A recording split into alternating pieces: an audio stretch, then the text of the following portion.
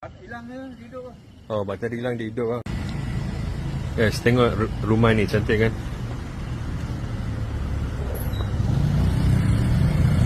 Sebab pakcik ni lah masa PKP dia menyalakan rumah dia.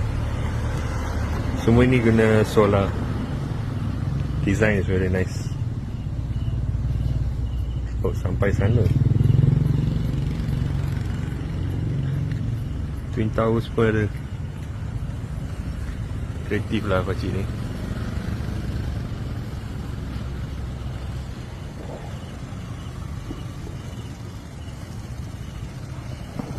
Memang setiap hari akan on lah pakcik.